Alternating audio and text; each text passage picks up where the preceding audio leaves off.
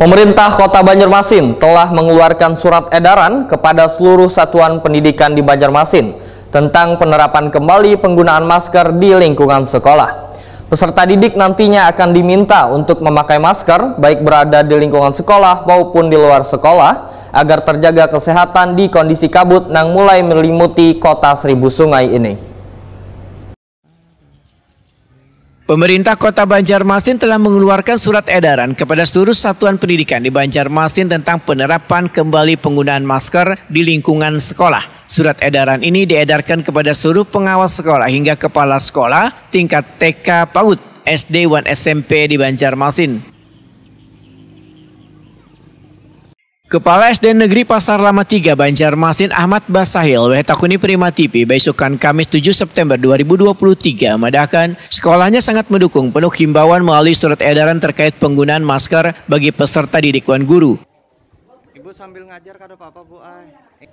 Menurut Ahmad Basahil, peserta didik nantinya akan diminta untuk memakai masker baik berada di lingkungan sekolah maupun di luar sekolah agar terjaga kesehatannya di kondisi kabut yang mulai menyelimuti kota Seribu Sungai ini. 434 totalnya apalah.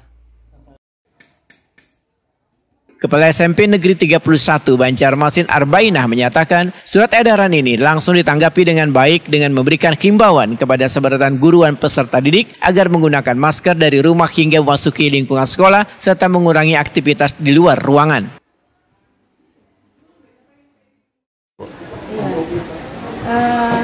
Himbauan dari Dinas Pendidikan Kota Banjarmasin terkait kondisi udara di Kota Banjarmasin ini sudah ada himbauan dari Dinas Pendidikan.